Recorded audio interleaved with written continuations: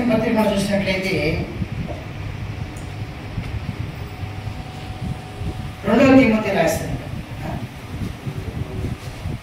3వ అధ్యాయం 1వ వచనం 2వ వచనం చదువుకో.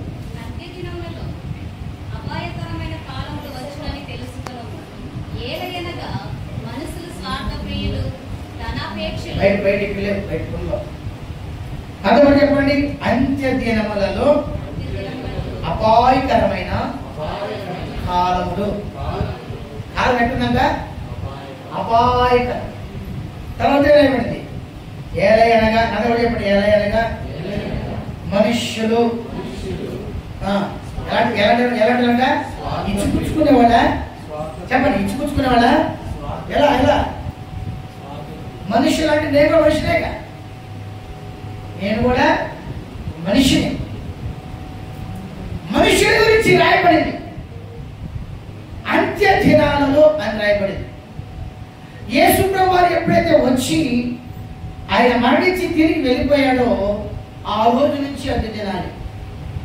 ఇది కడవరి కాలం అని రాయబడింది, చివరి దినాలని రాయబడింది, కృపా కాలం అని రాయబడింది.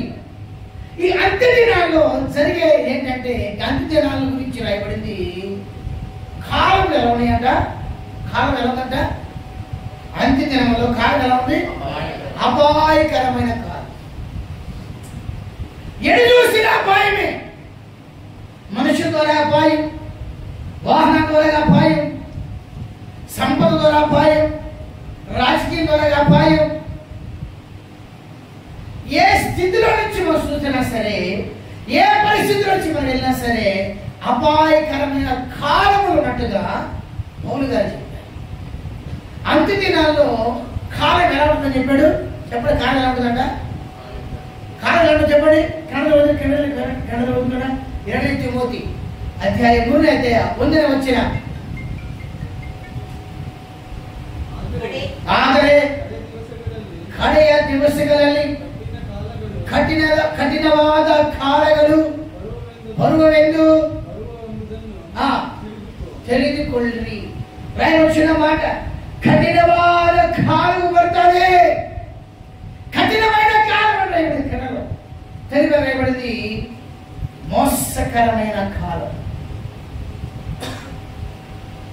మోసం చేయడానికి, మోసపరిచే ఆత్మ, దుష్టుని ఆత్మ మోసపరచడానికి ఎవరో అయితే చోటిస్తున్నారో వాళ్ళకి వచ్చి మోసపరచడానికి వారు ఏం చేస్తున్నారు? దాన్ని చోటిస్తున్నారు.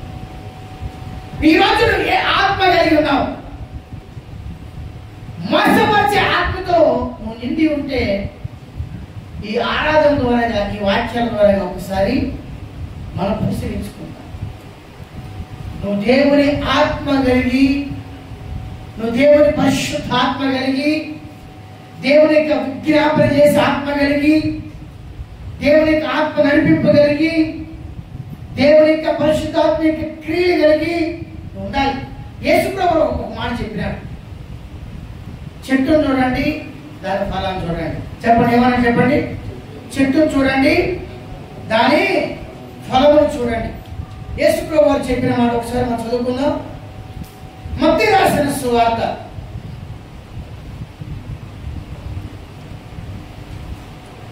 7వ అధ్యాయంలో మనం చూసుకుంటూ వస్తే 17వ వచనం నుంచి మనం 16, 17 నుంచి చదువుకుంటూ వస్తే అక్కడ రాయబడింది, వారి ఫలముల వలన వారిని మనం తెలుసుకుంటామని రాయబడింది. చెప్పండి, అంత్య దినములలో కాలములు అపాయకరమైనవి. నాతో కూడా చెప్పండి, అపాయకరమైన కాలములలో నేనున్నాను. ఎక్కడ చెప్పండి, ఎక్కడ మనం? అపాయకరమైన కాలంలో. దీన్ని మనం తెలుసుకోవాలి అని యేసు ప్రభువు చెప్తున్నాడు. మత్తయి రాసిన సువార్త 8వ అధ్యాయము 16వ వచనం, 17వ వచనం, 18, 19, 20, 20 వచనం రాయబడింది. అక్కడ 4వ వచనం చదువుకుందాం. వారి ఫలం వలన మీరు వారిని తెలుసుకుంటారు. తర్వాత చదవండి. ముండ్ల పొదలలో ఇక్కడ రాయబడింది. ముళ్ళ చెట్టుకి ఏ కాయలు కాస్తాయంట? ద్రాక్ష చెట్లు కాస్తాయి అంటున్నాడు. కొండ క్యాంపులు కాస్తాయా? ఇక్కడ రాయవలసిన మాట, ముండ్ల పొదలలో ద్రాక్ష పండ్లైనను పల్లేరు చెట్టును అంజూరు పండ్లైనను ఇదురా.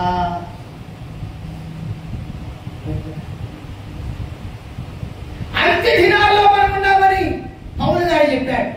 అయితే అంత్య దినంలో ఉన్న కాలము ఎలాంటిదో కూడా చెప్పాడు. ఆ కాలము అపాయకరమైంది. కఠినవాద దినగలు మరుతారే, ఆ దినగలు కఠినవాదము, కఠినమైన దినాలివి, అపాయకరమైన కాలం ఇదే. యేసు ప్రభువు అన్నారు, వారి ఫలమును బట్టి వారిని తెలుసుకుంటారు. నిన్ను నువ్వు ఏ ఫలం ఫలిస్తున్నావో తెలుసుకో. ఒకవేళ అంజూరపు చెట్టు అనుకో, నువ్వు అంజూరపు చెట్టు, ద్రాక్ష చెట్టువి, ద్రాక్ష చెట్టుకి ఏం కాయలు కాస్తాయి? ఏం కాయలు కాస్తాయి? ఇక్కడే రాయబడింది, ద్రాక్ష చెట్టుకి ఏం కాయలు వస్తాయంట? ముళ్ళ కాయలు కోస్తారా మీరు? ముళ్ళు చెట్టుకి ద్రాక్ష కాయలు, ద్రాక్ష చెట్టుకి ముళ్ళు కాయలు కోస్తారా మీరు? అలా అవుతుందా? అది సాధ్యమేనా? ద్రాక్ష ఇత్తనం వేస్తే ద్రాక్ష చెట్టు వస్తుంది. ఆ ద్రాక్ష చెట్టు ద్రాక్ష కాయలు కాస్తుంది. యేసు ప్రభువు అన్నారు, నువ్వు ద్రాక్ష చెట్టువే, నేను ద్రాక్ష చెట్టుగా నాటాను, అందుకే నేను బాప్తిసం తీసుకున్నావు. ముళ్ళ చెట్టుగా ఉన్న నిన్ను, ముళ్ళ చెట్టుగా ఉన్న నన్ను ప్రభు తీసి ఆ ముళ్ళన్నీ ఏం చేసినాడు? చెక్కినాడు. వాక్యం చేత చెక్కాడు ఆయన. చెక్కి నిన్ను నన్ను సారవంతమైన ఆ ద్రాక్ష తోటలో నాటాడు, ఆ ఒలివ తోటలో నాటాడు, ఆ ఏదైనా తోటలో నాటాడు నిన్ను నన్ను. నాటబడిన నీవు ద్రాక్ష కాయలు కాయకుండా, ఒలివ చెట్టు కాయలు కాయకుండా ఏం చేస్తున్నాట? ముళ్ళు కాయలు వస్తాయి. ముళ్ళు వస్తున్నాయి. మన జీవితంలో ఎన్నో ముళ్ళు ఉన్నాయి. బాప్తిసం తీసుకున్న తర్వాత ముళ్ళు లేని వాళ్ళు చెప్పండి ఎవరన్నా? ముళ్ళు నేలేవా? ముళ్ళు నేలేవా? చాలా ముళ్ళు ఉన్నాయి. ఈ గురించి చెప్తే చాలా వివరం, చాలా పెద్ద వివరణ. ముళ్ళు అంటే ఏంటి? మనం అంటాం సాధారణంగా, ముళ్ళు మీద మనం పట్టేస్తే ఏం చేయాలంట? ముళ్ళు మీద పట్టేస్తే చెప్పండి, నిదానంగా. ఇంకోటి ఎలాగంటారు, ముళ్ళు వచ్చి ఆకు మీద పడినా ఆకు వచ్చి ముళ్ళుకి ఏంటి ఎంచులు? చెప్పండి, అంత అమాయకులు లేకుండా అసలు ఏం తిన్నాక చెప్పండి. ముళ్ళు వచ్చి ఆకు మీద పడినా ఆకు వచ్చి ముళ్ళుకి ఏంటి ఎంచులు? చెప్పరే మాట చెప్పాలి, మాట చెప్పాలి. మరి ముళ్ళు అంటే భయం. నేను మా వాడు చెట్టుకి కోసినాడు, అన్ని మంట పడుతుంది మా అబ్బాయి, నాకు కూడా కోసుకుంది ముళ్ళు. హల్లెలూయా. ముళ్ళలో నుంచి తీసుకొచ్చాడు ప్రభు మనల్ని. ఆ ముళ్ళలో నుంచి తీసుకొచ్చాడు. ఇంకా మళ్ళీ ముళ్ళు రాకూడదు, నాలో నీలో ముళ్ళు రాకూడదు. ఆ ముళ్ళుని చిక్కుకుంటూ ఉండాలి వాక్యం చేద్దాం. ఈ కాలంలో అపాయకరమైన కాలాలు, ఈ కాలము అపాయకరమైన కాలం. నీవు నేను తెలుసుకోకుండా ఉంటే మోసగించబడతాం. మనుష్యులు అనగా నేను కూడా మనుషులే కాబట్టి అక్కడ రాయబడింది, మనుష్యులకు ఉన్నది ఏంటంట? ప్రేమ ఉన్నదంట. ఏముందంటే అక్కడ? తిమోతి రాసే 2వ పత్రికలో, 2 తిమోతి రాసే పత్రిక 3వ అధ్యాయం 2వ వచనం రాయబడింది, మనుష్యులందరూ కూడా ప్రేమపూర్వకంగా ఉంటారని రాయబడింది అక్కడ. చూడండి ఏం రాయబడింది అక్కడ? చదవండి. ఏదనగా 2 తిమోతి 3వ అధ్యాయం 2వ వచనం 1వసారి, ఏదైనా మనుషులందరూ కూడా ఎలా అంటారంట? వాడు ఏది పోతే పోని, నేను సేవ అయ్యాను. వాడు ఏమని ఆశీర్వాదం నాశనమని నేను అయ్యాను, బచ్చి అయిపోయాను. నేను మేలుకుంటాను. కానీ ఇష్టపెడతాడా దేవుడు? మన కాలంలో తెలుసుకున్నాం. దేవుడికి ఏది ఇష్టమంట? చెప్పండి, ఏది ఇష్టం దేవుడికి? న్యాయముగా న్యాయం చేయడం ఇష్టం దేవుడికి. ప్రవక్త అయిన యెషయా అదే ప్రార్థన చేస్తున్నాడు. యెషయా ప్రవాద పుస్తకం చూసినట్లయితే, యెషయా ప్రవక్త పుస్తకం చూసినట్లయితే అక్కడ రాయబడింది, దేవా నీవు న్యాయమును ప్రేమించి అన్యాయమును ద్వేషించువాడివి అని ప్రవక్త అయిన యెషయా తన పుస్తకంలో ఇలా ప్రార్థన చేస్తున్నాడు. యెషయా రాసిన పుస్తకం చూడండి, 8వ వచనం చదువుకుందాం. యెషయా రాసిన పుస్తకం 8వ వచనం.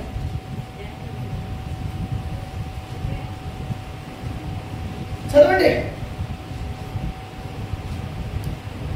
యెషయా రాసిన పుస్తకం పేజీ నంబరు 621 తెలుగు బైబిల్లో 621 61వ అధ్యాయం 69వ అధ్యాయం వచ్చిన 8 61వ అధ్యాయం 8వ వచనం. ఏలయనగా న్యాయము చేయుట యెహోవానకు నాకు ఇష్టం. అది కూడా చెప్పండి. ఏలయనగా న్యాయము చేయుటయే యెహోవానకు నాకు ఇష్టము. గట్టి చెప్పండి, ఒకసారి చెప్పండి. ఏలయనగా న్యాయము చేయుటయే. అమ్మ చెప్పండి, న్యాయం చేయుటయే. ఇంకో మాట చెప్పండి, న్యాయం చేయుటయే. హల్లెలూయా.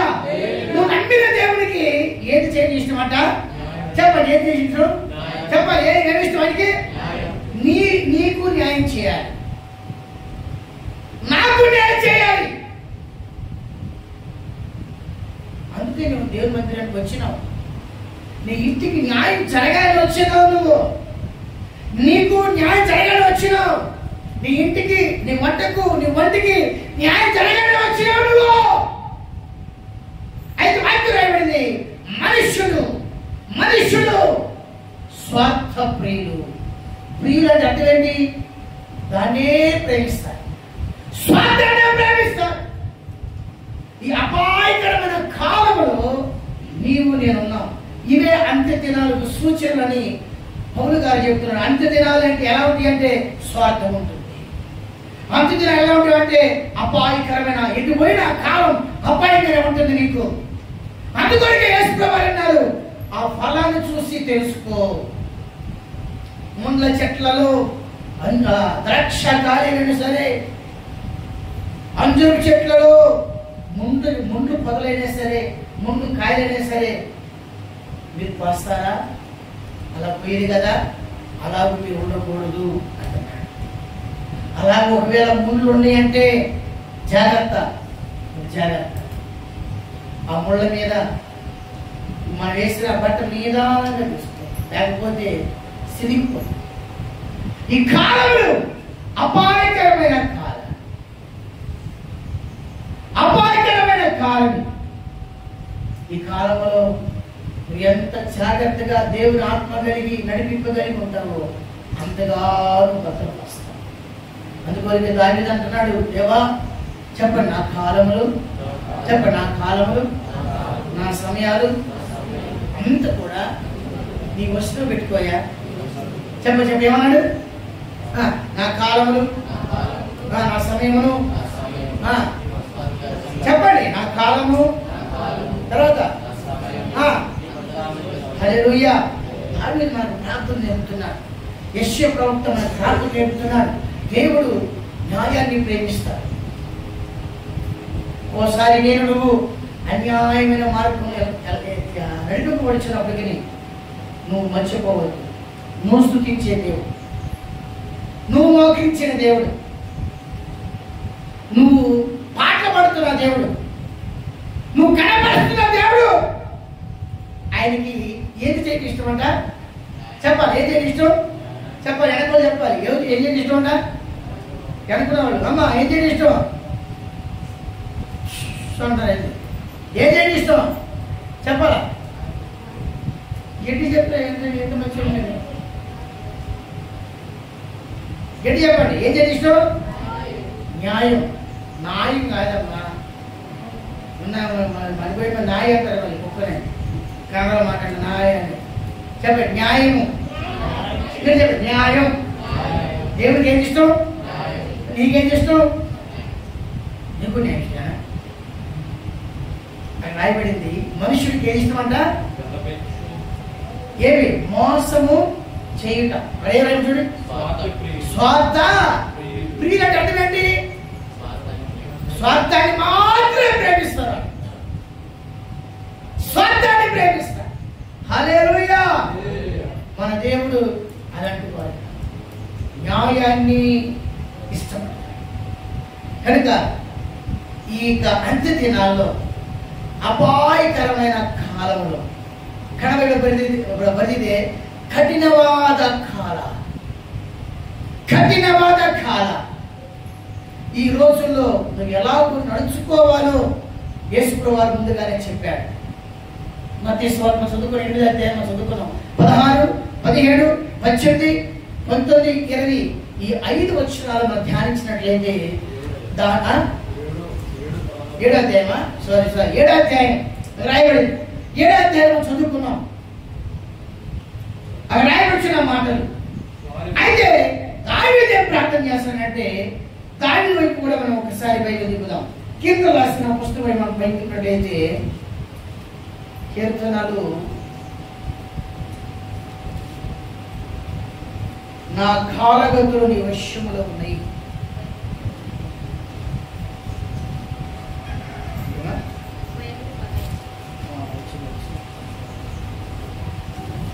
ముప్పై 31వ అధ్యాయము 15వ వచనం, పేజీ నంబర్ 466. చాలు చాలు తెలుగు చదవండి.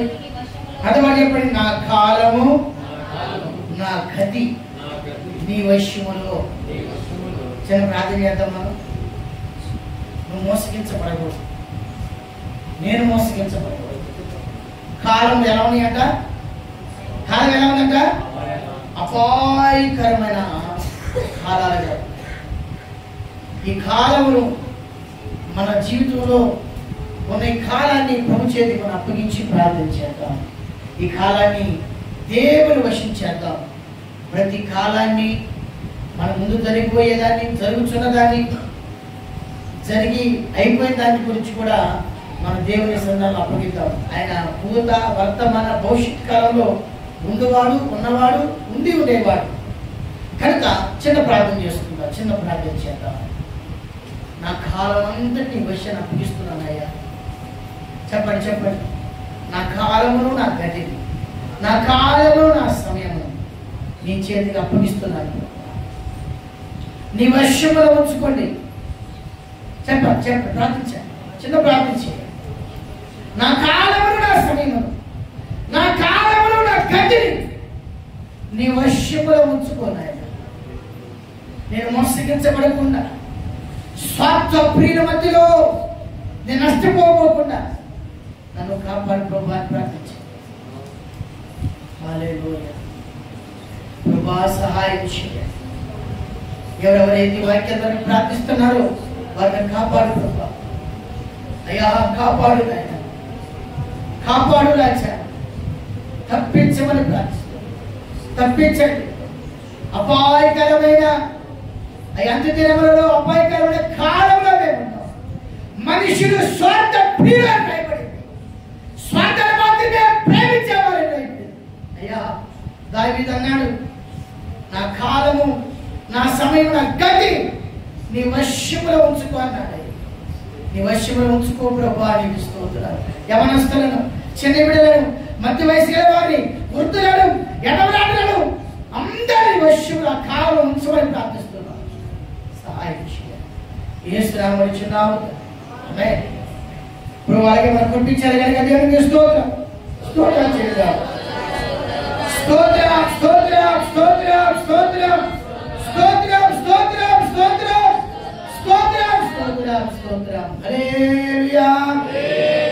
కనుక దేవునికి ఏది ఇష్టమో మనం తెలుసుకొని ముందుకు సాగాలి. అప్పుడే దేవుని దగ్గర నుంచి మనం పొందుకుంటాం.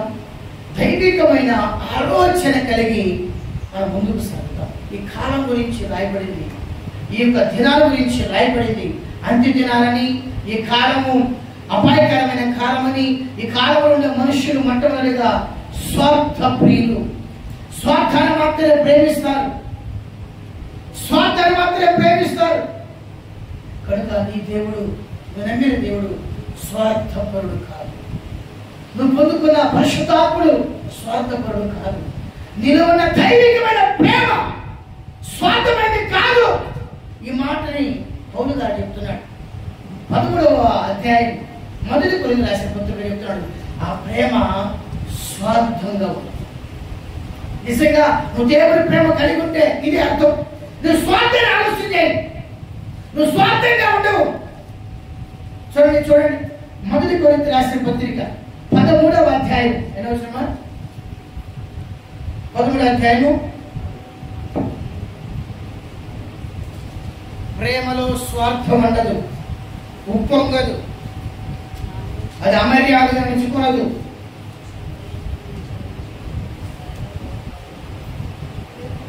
చూడండి 5వ వచనం 13వ అధ్యాయం 5వ వచనం.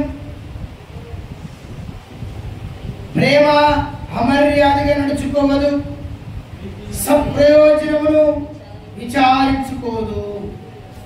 సప్రయోజనం, ఎదుటి వాడు ఏమైతే నాకేంది, ఇది దేవుని ప్రేమ కాదు. ఒకవేళ ఇలాంటి ఆలోచన ఇలాంటి తీసివేసుకోవాలి. చదువు కిందలి చదువు మళ్ళీ. ప్రేమ మత్సరపడదు. ప్రేమ 4 వచ్చి చదువు. ప్రేమ దీర్ఘకాలము సహించును, దయ చూపిస్తుంది, మత్సరపడదు, డంబంగా ప్రవర్తించదు, అది ఉప్పొంగదు. అది చెప్పండి, ప్రేమ అమర్యాదగా నడుచుకోదు. తర్వాత ప్రేమ స్వప్రయోజనం విచారించుకోదు. వాడు బాగుంటే ఇప్పుడు ఏమైపోతే ఈ ప్రేమ నీలో ఉండాలి. ఏ ప్రేమ? యేసు ప్రేమ, పరిశుద్ధాత్మ ప్రేమ. నీ ప్రేమ నా ప్రేమ ఎలాంటి తెలుసా? అందుకొరకే నీ ప్రేమ కంటే నా ప్రేమ కంటే గొప్పది యేసు ప్రేమ. తల్లి ప్రేమ ఎంతకాలం ఉంటుంది? ఆమె ఎంతకాలమే, ఎంతకాలం ఉంది?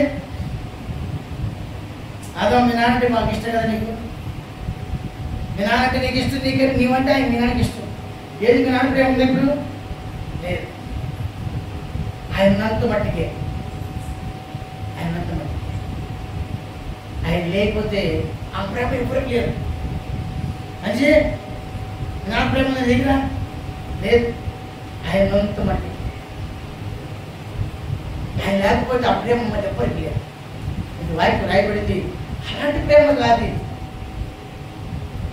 ఎల్లప్పుడూ ఉండే ప్రేమ. చెప్పండి ఏ ప్రేమ ఇది? చెప్పండి ఏ ప్రేమ? ఎల్లప్పుడూ ఉండే ప్రేమ. భార్య భర్త వారు ఒకరు విడిపోయి వారొకరు ఉండి ఒకరు చనిపోయినా సరే, ఆ ప్రేమ లేకపోయినా సరే, వాక్యం రాయబడింది ఎల్లప్పుడూ ఎల్లకాలం సదాకాలం నీతో నాతో ఉండే పరిశుద్ధాత్మ యొక్క ప్రేమ. ఆ ప్రేమ గురించి రాయబడింది.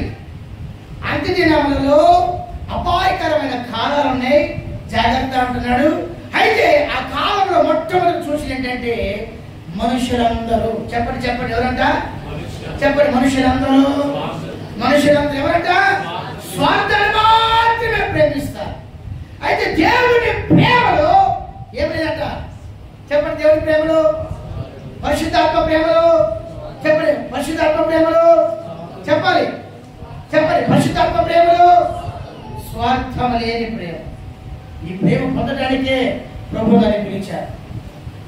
ఈ ప్రేమ నువ్వు పొందడానికి ప్రభుని పిలిచాడు.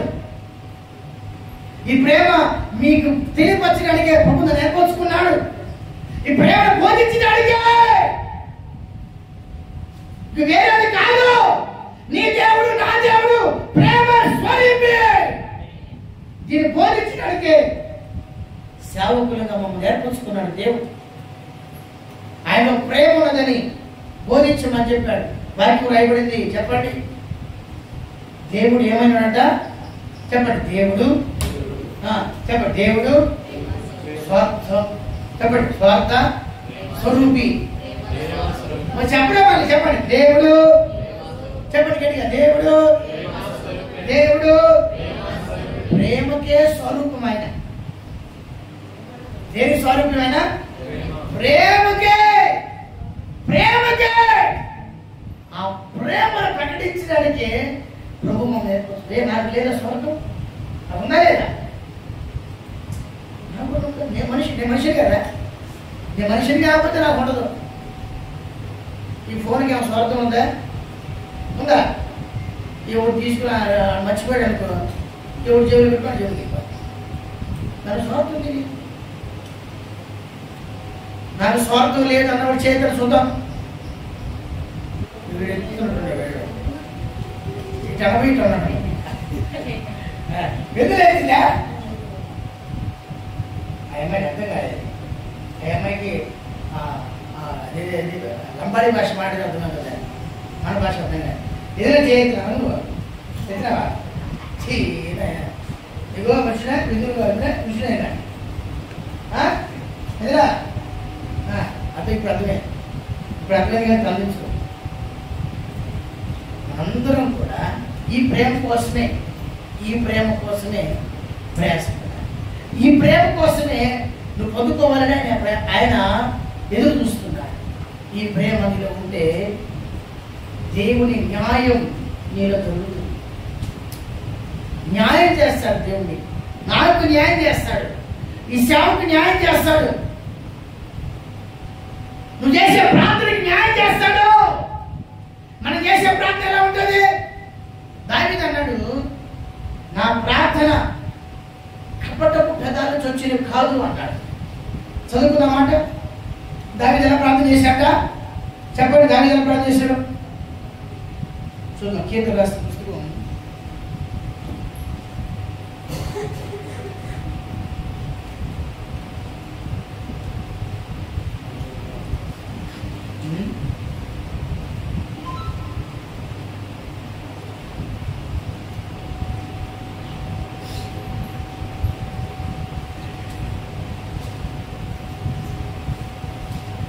12వ పెదవుల నుంచి వచ్చినది కాదు.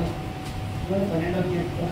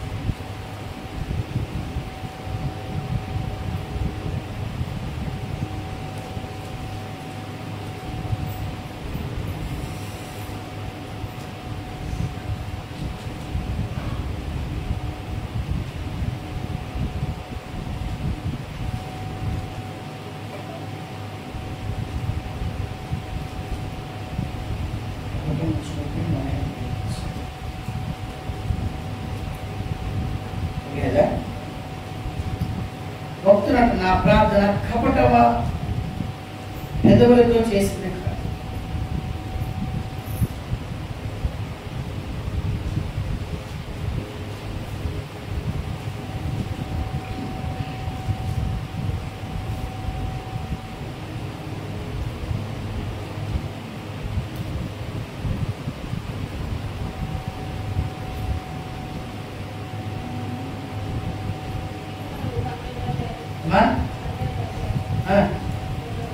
రెండవ వచనమా?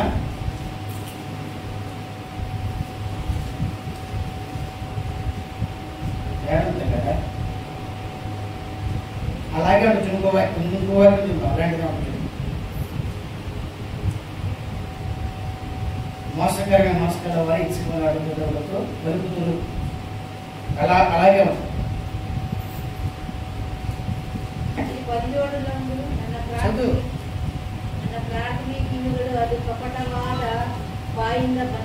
అదే అదే అదే చెప్పబడ్డా నా భార్యకి.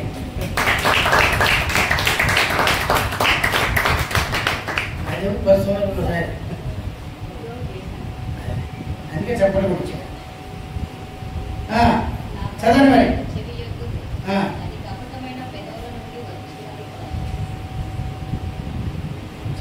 దొరికి మీకు అడ్రస్ దొరికిందా?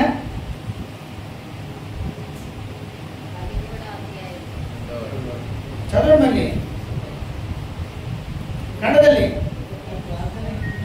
ನನ್ನ ಪ್ರಾರ್ಥನೆಗೆ ಕಿವಿ ಕೊಡು. ಅದು ಕಲರ್ ಪೈತ್ರ నాకు వినపడద్దా? ಅದು ಕಪಟವಾದ ಬಾಯಿಂದ ಬಂದದ್ದು ಅಲ್ಲ. ఎంత చక్కగా మనం ఈ మాట నువ్వు నేను చెప్పగలవా? చెప్తావా? నువ్వు నేను ధైర్యం మనకి ఉందా? ఉందా? కపటముగా దేవుని వాక్యాన్ని మనం బోధిస్తున్నామా? నేను బోధిస్తున్నానా? మీరు ఎట్టున్నారా? మీరు ప్రార్థన చేస్తే ఎలా ప్రార్థన చేస్తున్నారు? ఎలాగో మన ప్రార్థన వాక్యం రాయబడింది. ప్రేమలో ఏమైందంట? స్వార్థం లేదు. ఈ అతి దినాలు ఏముందంట? చివరి దినాలు ఏముందంట? మనుషులలో స్వార్థం ఉంది. పరిశుద్ధాత్మ ప్రేమ ఏం లేదు. చెప్పాలి, పరిశుద్ధాత్మ ప్రేమ ఏం లేదు. మరి నీలో నాలో స్వార్థం ఉందండి, నాలో నీలో స్వార్థం ఉందండి. అర్థం ఏంటి? ఏం లేదు నీలో నాలో. ప్రేమ తక్కువ ఉన్నట్టు అర్థం. ఏం తక్కువ ఉన్నట్టు? మన మన కాలు బయటికి తీయాలంటే నీళ్లు చూసుకోవాలా. నీళ్లు చూసుకోవాలా. ఒక పక్క కూలింగ్ టైర్ ఉంటుంది, ఇంకో ట్యాంక్లో వాటర్ ఉంటుంది. ఈ కూలింగ్ టైర్ బయటికి వెళ్ళి వచ్చిన తర్వాత కొంచెం మైకి వెళ్ళినప్పుడు మళ్ళీ కూలింగ్ టైర్ చూసుకోవాలి, తగ్గుతుందేమో. ఈ ఆయిల్ దాంట్లోకి వెళ్ళి ఆ ఇంజిన్ని కూల్ చేస్తుంది. అదే దగ్గర కూలింగ్ టైర్ అంటారు. ఆడుకు వాటర్ వస్తాయి. ఆ వాటర్ తిరిగి కొంచెం నా ఇంజిన్లోకి వెళ్తాయి. ఇంజిన్ కొంచెం చల్లగా చేయడానికి అక్కడ ఫ్యాన్ ఉంటుంది. ఈ వాటర్ దానికి ఎంతప్పుడు చూసుకుంటూ ఉండాలి. మనం చూసుకోకుండా బండి తోలేమనుకో, బండిని ఆ యొక్క ఆయిల్ కూలింగ్ టైర్ తక్కువైపోవడం వల్ల, నీళ్ళు తక్కువైపోవడం వలన ఇంజిన్ బాగా హీట్ అయిపోతుంది. మనం దాన్ని పోసుకుంటే మళ్ళీ ఎవరికి పోసుకుంటే పోవాలి. నువ్వు కూడా అంతే. ఒక్కోసారి కుటుంబంలో ఉన్న సమస్యలను బట్టి, మన జీవితంలో సొంత పెత్తనం చేయడం బట్టి ఓసారి నీలో నాలో దేవుని ప్రేమ వెళ్ళిపోతుంది నాలోంచి. అప్పుడు నీకు నాకు ఏమొస్తుంది చెప్పండి? బయటికి చెప్పండి ఏమొస్తుంది? స్వార్థం. ఇదే ముళ్ళు అంటారు. ఇదే ముళ్ళు చెట్టు, ఇదే ముళ్ళు చెట్టు. కనుక నువ్వు పల్లెరు చెట్టుగా ఉంటే ఈ పల్లెరు ముళ్ళు స్వార్థానికి సాదృశ్యం. అందుకొరకే గలాతీ రాసిన పుస్తకం రాయబడింది, వారు కడిపే వారి దేవుడు. చెప్పండి వారు కడిపే. ఆ కన్నడ బాగుంటుంది చూడండి. చాలా కన్నడ బలి రాశారు ఆ మాటలు మాత్రం. వారు కడిపే వారి దేవుడు. రాయబడిన మాట మనం ధ్యానించినట్లయితే ఉందా?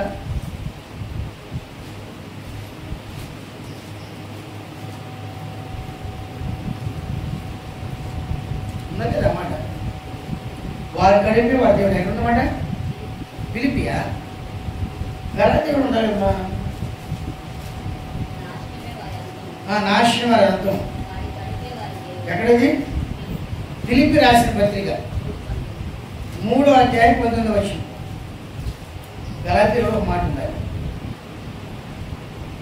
చదవండి 3వ అధ్యాయం 19వ వచనం.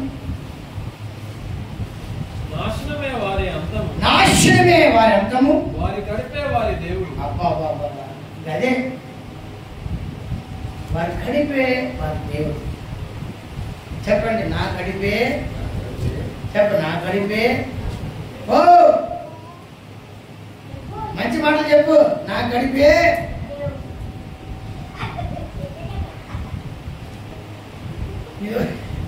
నీకెవరు కడుపులు లేవా? ఆ కడుపులు కాదు స్వామి పొట్ట. మరి ఆ కడుపు అంటే ఏ ఆలోచన చేస్తాడు? ఏసీ కదా కూర్చొని కడుపు నాగిపోతుంది. చెప్పండి, నా కడుపే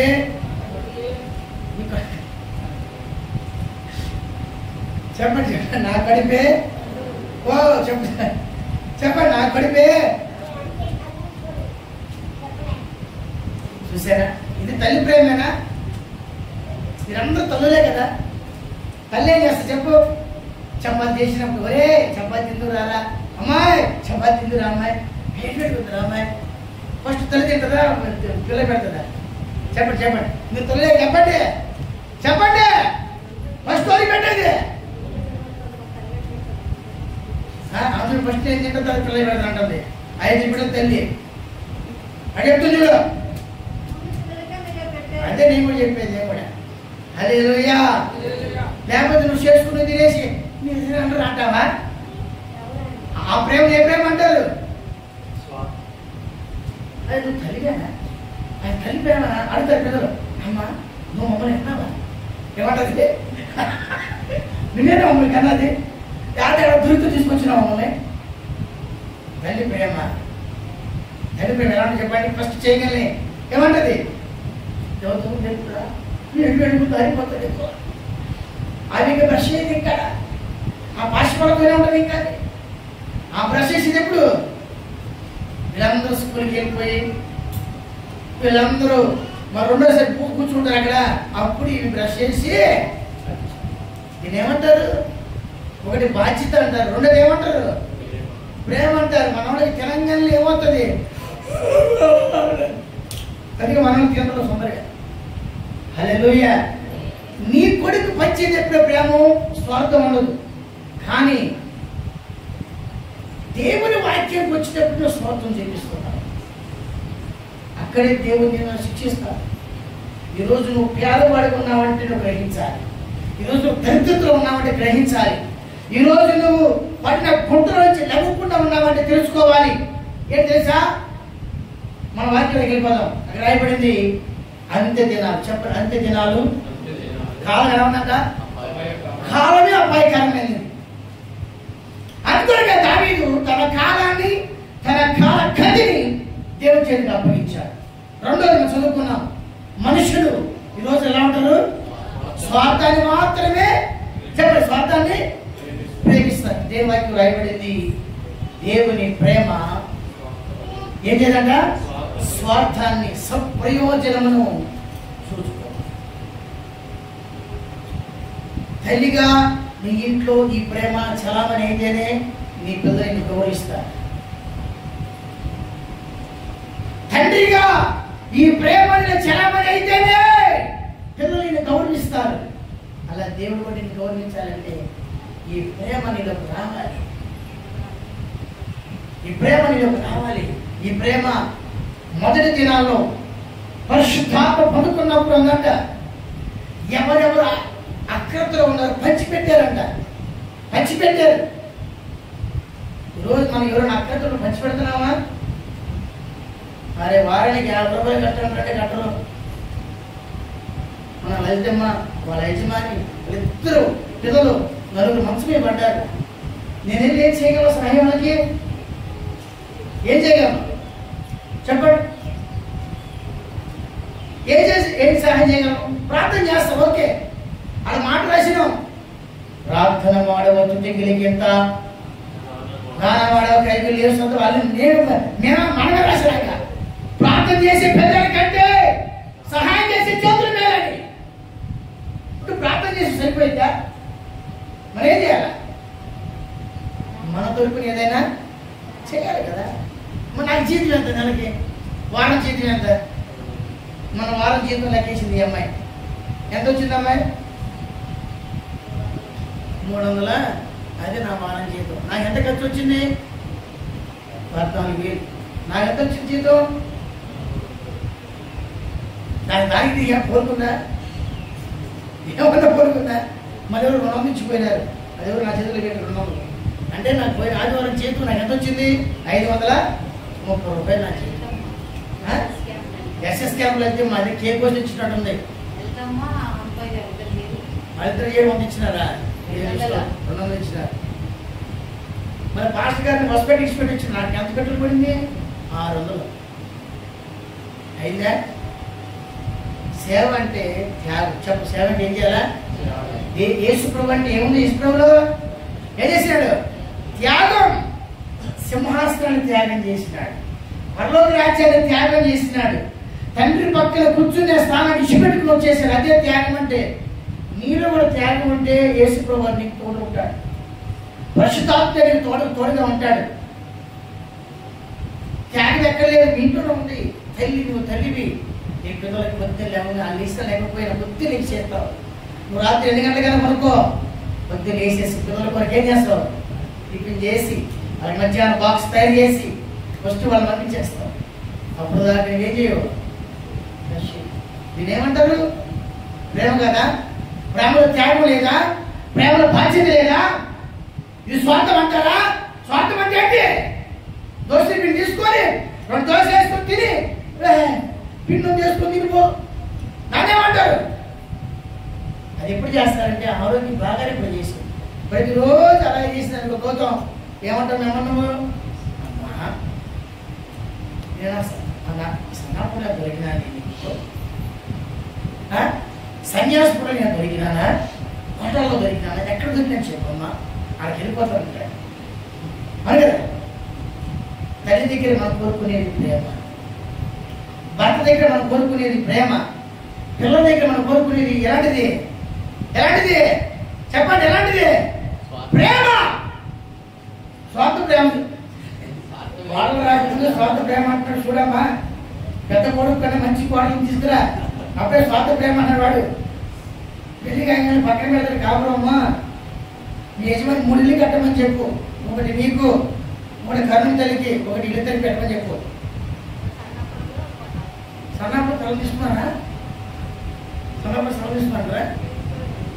తీసుకోమని చెప్పు. దూరం నువ్వు స్వార్థ ప్రేమ అడిగి రావద్దు. ఆడే నువ్వు చర్చికి ఇక్కడ రావద్దు మా దగ్గరికి. చూసారా? పిల్లలు నిన్ను స్వార్థం ప్రేమిస్తూ ఊరుకుంటావా? నీ భర్త నిన్ను స్వార్థం ప్రేమిస్తూ ఊరుకుంటావా? నీ భార్య నిన్ను స్వార్థం ప్రేమిస్తూ ఊరుకుంటావా? నిన్ను మాత్రమేమో స్వార్థం లేని ప్రేమగా ప్రేమించాలి. నువ్వు మాత్రం స్వార్థ ప్రేమతో ఉంటే దేవుడు ఊరుకుంటాడు అంటున్నావా? ఇది దేవుని ఇల్లు. దేవుని ఇంట్లో నువ్వు వచ్చావు. దేవుని ఇంట్లో నీ పేరు రాయబడింది. నీ పేరు దేవునిలో రాయబడింది. నువ్వు స్వార్థ ప్రేమతో నిండి ఉంటే పరిశుద్ధాత్మ దుఃఖపడతాడు. అదే నీ భర్త కానీ, నీ భార్య కానీ, నీ పిల్లలు కానీ నీ ఎడల స్వార్థ ప్రేమ చేస్తే వాడిని కన్నా కానించి వాడి పెంచిన కానీ వాడి పెరిగిన దాకా ఎన్ని చేసావో అన్ని గుర్తుకొచ్చి చెప్పవా? వాడికి ఏమేమి చేసావో, నీ ప్రేమ ఎంత పంచుకున్నావో, నువ్వు తినకుండా ఎన్ని రోజులు వాడికి పెట్టావో ఎన్నికి నాకు కూడా. యేసు ప్రభువు కూడా స్వార్థంగా ఎక్కడ ఆలోచించేలా ప్రార్థన చేసుకుని చిన్న పెడదాం. ప్రేమలో స్వార్థం లేదు. ఈ అతి దినాల్లో మనుషులు స్వార్థపడ్డారు. ప్రియ సంగమా, నువ్వు ఎలా ఉంటున్నావు? దేవుని ఎలా స్వార్థ ప్రేమ చూపిస్తున్నావా? సంఘ బిడ్డలు ఎలా స్వార్థ ప్రేమ చూపిస్తున్నావా? నీ పొరుగు వారి సంఘ విశ్వాసిని పొరుగు వారిని స్వార్థ ప్రేమతో ప్రేమిస్తున్నావా? ప్రభు న్యాయం చేయడం ఆయనకి ఇష్టం. యథార్థంగా ప్రేమించడం ఆయనకి ఇష్టమో. మన కీర్తన రాసిన పుస్తకం చదువుకున్నాం. నా ప్రార్థన కపట పదవంతో వచ్చింది కాదు. నీ ప్రార్థన ఎలా ఉన్నది? నీ ప్రార్థన ఎలా ఉంది? పక్కవాడికి సహాయం చేయు. నీ ప్రార్థన ఎలా ఉంది? క్షమాపణ దేవుని దగ్గర. ప్రభా, నా భర్త నా దగ్గర స్వార్థ ప్రేమ చూపిస్తే నేను తట్టుకోలేనయ్యా. నా పిల్లలు నా దగ్గర స్వార్థ ప్రేమ చూపిస్తే నేను తట్టుకోలేను. అలాగే నువ్వు కూడా నన్ను చూసి స్వార్థ ప్రేమతో నేనుంటే నువ్వు కూడా నన్ను చూసి అలాగే ఉంటావు కదయ్యా. మనం కరప్షన్ చేసుకుందామా? సరి చేసుకుందామా? సరి చేసుకుందాం. ప్రభా క్షమించు. నిజమైన ప్రేమ నిలబొచ్చినప్పుడు ఆ సంతోషం ఎవరు నీకు ఇవ్వలేరు. నిజమైన ప్రేమ నిలబొచ్చినప్పుడు ఆ ఆనందం నీకు ఎవరు ఇవ్వలేరు. చిన్న ప్రార్థన చేసుకుంటాం. ప్రభా నన్ను శుద్ధీకరించు. ప్రభా నన్ను పరిశుద్ధపరచు. ఈ చిన్న ప్రార్థన నీ బ్రతుకులు మారుస్తుంది. ఈ చిన్న ఒప్పుకో, ఈ చిన్న తీర్మానం నీ కుటుంబ పరిస్థితిని మార్చేస్తుంది. ఒకసారి ఆలోచించి, నీ భర్త నిన్ను స్వార్థంగా ప్రేమిస్తే, నీ పిల్లలు నీ స్వార్థంగా ప్రేమిస్తే, నీ భార్య నేను స్వార్థంగా ప్రేమిస్తే నువ్వు ఎంత బాధపడతావో. నిన్ను ప్రేమించిన యేసయ్య, నీ కొరకే పంపబడిన పరిశుద్ధాత్మను కూడా అందుకంటే ఎక్కువ దుఃఖపడతాడు. ఆయన దుఃఖపరిచి నువ్వు ప్రార్థన చేస్తే నీకేమొస్తుంది? ఆయన దుఃఖపరిచి ఆయన సన్నిధికి వచ్చి నీకేమొస్తుంది? ఒక్కసారి గ్రహించు సంగమా, దేవుని బిడ్డలారా, ఒక్కసారి గ్రహించు. ప్రార్థన చేద్దాము, తగ్గించుకుందాము, క్షమాపణ అడుగుదాము. ప్రభావాలను క్షమించు. ఎంత మటుకు నేను స్వార్థ బుద్ధితో ఉన్నానయ్యా. పలకండి, పలకండి, ఒప్పుకోండి. ఆ దుష్టుడి దగ్గర చెల్లిపోవాలి. అప్పుడే నువ్వు దీవించబడటానికి మొదలు పెడతాడు దేవుడు. నువ్వు ఫలించడానికి మొదలు పెడతాడు. నువ్వు విస్తరించడానికి ప్రారంభిస్తాడు. స్వార్థం లేని వ్యక్తిగత మార్చాలి ప్రార్థించాడు.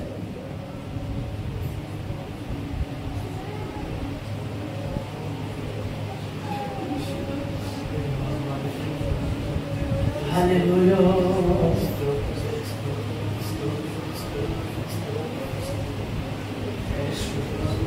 మార్చబోయా, నువ్వు నాకు అప్పగించిన వారందరినీ చేతికి అప్పగిస్తున్నాను. మార్చండి.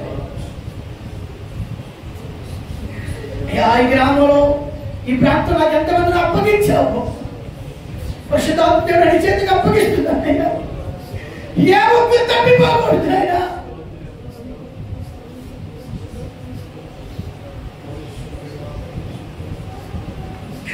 దేవా, మీరు సహాయం చేయమని ప్రార్థిస్తున్నాను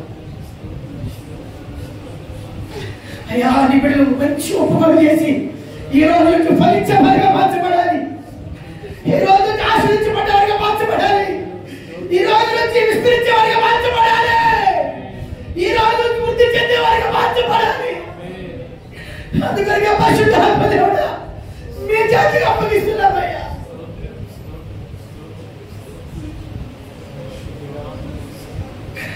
అయ్యా, సహాయం చేయండి. పశ్చాత్తాపంతో ప్రార్థన చేద్దాం. ఖచ్చితంగా నీ స్థితిని మార్చగలిగే సమయం ఇదే. నీ పరిస్థితి మార్చగలిగే సమయం ఇదే. రేపటికి మానేయదు. ఇది అనుకూలమైన సమయం. హల్లెలూయా, హల్లెలూయా, హల్లెలూయా, హల్లెలూయా. ఆమేన్. హల్లెలూయా, హల్లెలూయా. నానా నానా నీటికి దూరమై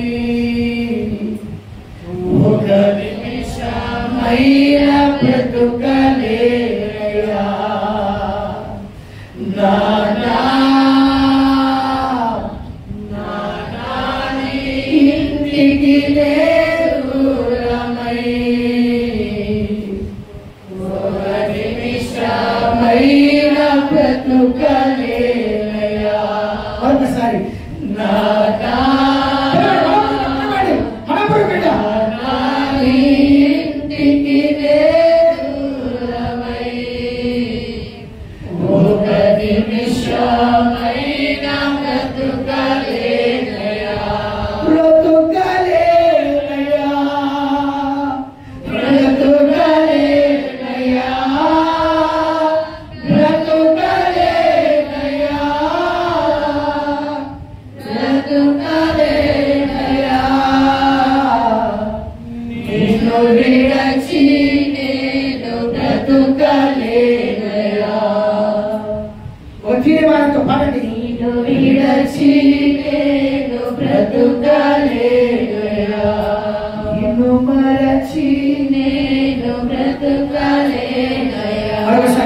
నానా చెప్పాలి.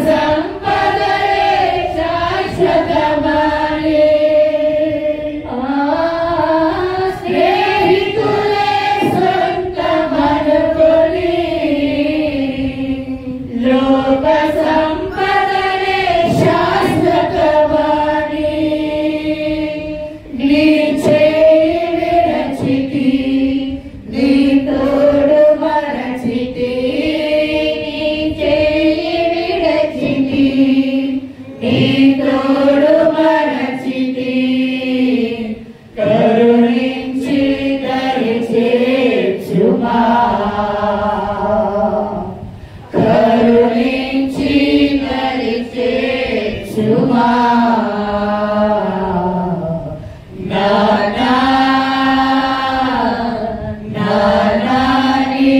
ఇంటికి దూరమై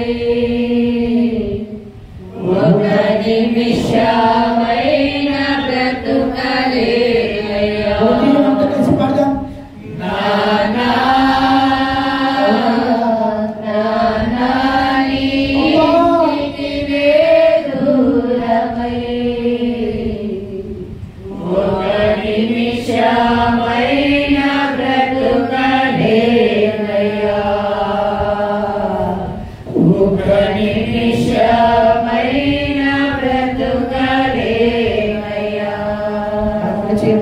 తీర్మానించేద్దాం.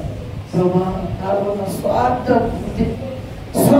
ప్రేమను నాలో వచ్చి తీసుకుని ప్రభా, ఈ ఆరాధన ద్వారా ఈ వాక్యాన్ని బట్టి అయ్యా నా ప్రార్థన కపటమైన పెదవులతో వచ్చిన ప్రార్థన కాకుండా ఇప్పటి నుంచి నా పెదవులను కాల్చుకుంటాను ప్రభా. కపటమైన ప్రేమ లేకుండా అనగా స్వార్థమైన ప్రేమ కలిగి ఉండకుండా నిస్వార్థమైన ప్రేమ కలిగిన వ్యక్తిగా నేను ఉంటాను ప్రభా. ఇప్పుడు చెప్పేకెత్తి దేవుడికి తీర్మానం చేయండి. నువ్వు తీర్మానం చేసి ప్రభు సహాయం చేస్తాడు. పరిశుద్ధాత్మ నీకు సహాయం చేస్తాడు. పరిశుద్ధాత్మ నీకు కృపిస్తాడు. పరిశుద్ధాత్మ నీకు ఆమెను పలుకుతాడు. పరిశుద్ధాత్మ నీకు సహాయం చేస్తాడు.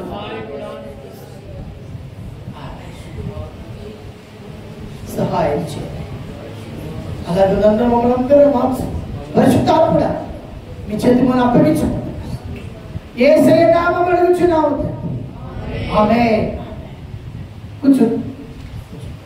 ఇదమడి ప్రభువుకు తోడే ఉన్నగానబడి జరిగే స్తోత్రం చేద్దాం. స్తోత్రం స్తోత్రం స్తోత్రం స్తోత్రం. ఆయన కృపను బట్టి జరిగే స్తోత్రం చేద్దాం. స్తోత్రం స్తోత్రం స్తోత్రం స్తోత్రం. ఈ వారం జరిగే ప్రార్థనలన్నిటి కొరకే దేవుడికి స్తోత్రం చేద్దాం. స్తోత్రం స్తోత్రం స్తోత్రం. తండ్రి అయిన దేవుడి కొరకే స్తోత్రం చేద్దాం. స్తోత్రం స్తోత్రం స్తోత్రం. కుమారుడు యేసుక్రీస్తు కొరకే స్తోత్రం చేద్దాం. స్తోత్రం స్తోత్రం స్తోత్రం. పరిశుద్ధాత్మ కొరకే స్తోత్రం చేద్దాం. స్తోత్రం స్తోత్రం స్తోత్రం. ఆయన త్వరగా రానే ఉన్నాడు కనుక స్తోత్రం చేద్దాం. స్తోత్రం స్తోత్రం స్తోత్రం స్తోత్రం. ఆయన రాకడ కొరకే మన సిద్ధపరచుల కొరకే స్తోత్రం చేద్దాం. స్తోత్రం స్తోత్రం స్తోత్రం స్తోత్రం.